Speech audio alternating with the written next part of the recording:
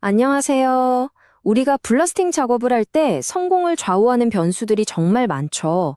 그런데 이 모든 걸 압도하는 단 하나의 마스터 변수가 있다면 어떨까요?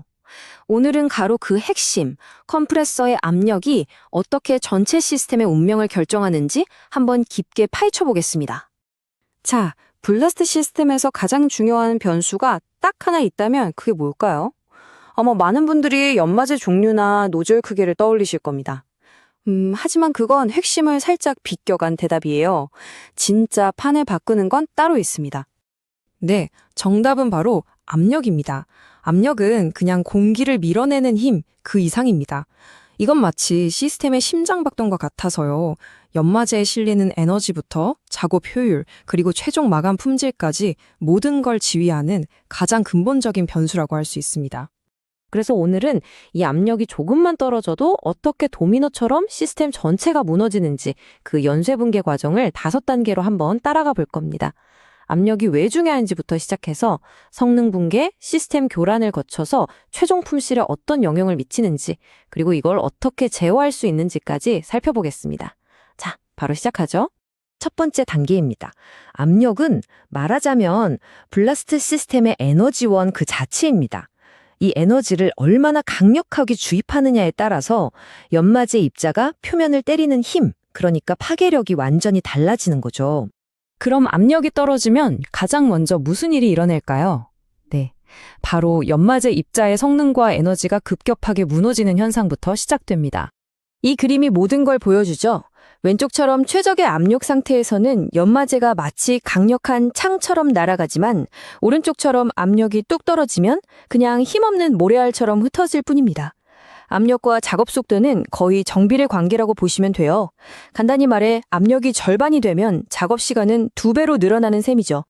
여기서 정말 충격적인 숫자가 하나 나옵니다. 단지 압력이 불안정하다는 이유 하나만으로 세척 효율이 최대 잠재력의 64% 수준까지 곤두박질 칠 수 있습니다. 무려 36%가 그냥 허공으로 사라져버리는 겁니다.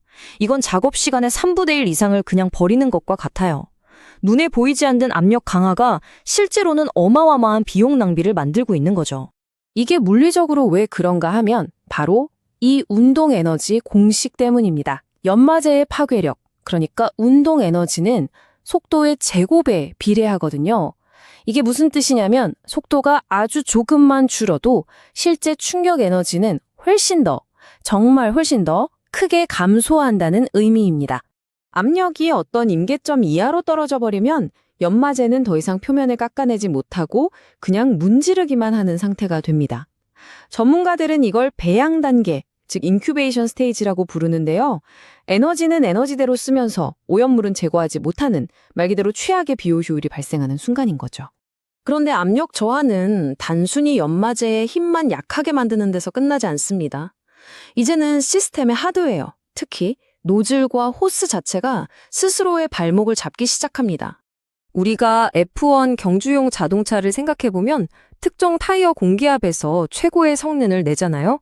그것처럼 라발 노즐 같은 고성능 노즐도 최고의 성능을 발휘하는 설계 압력이라는 게 정해져 있습니다. 딱 이 압력이 맞춰져야만 연마제를 초음속으로 가속시키는 아주 강력하고 효율적인 제트기류가 만들어집니다. 하지만 압력이 이 설계치에 미치지 못하면 노즐 내부에 난기류, 즉 충격파가 생겨버립니다. 이 충격파는 공기 흐름을 가로막는 보이지 않는 벽처럼 작용해서 연마제의 속도를 급격하게 떨어뜨리죠. 비싸게 주고 산 고성능 노즐이 순식간에 시스템 효율을 깎아먹는 장애물로 돌변하는 겁니다. 자, 여기서부터는 정말 악순환이 시작됩니다. 보세요. 압력이 떨어지면 공기 밀도가 낮아져서 부피가 커지죠. 그럼 이 부풀어 오른 공기는 호스 내부를 더 빠른 속도로 지나가야만 합니다. 그러면 어떻게 될까요? 호스와의 마찰이 엄청나게 커져서 추가적인 압력 손실이 생기고요. 시스템은 이 떨어진 압력을 보상하려고 컴프레서에 더 많은 공기를 요구하게 됩니다. 결국 컴프레서가 이걸 감당하지 못하는 순간 시스템 전체의 작동 지점이 완전히 무너져 버리는 겁니다.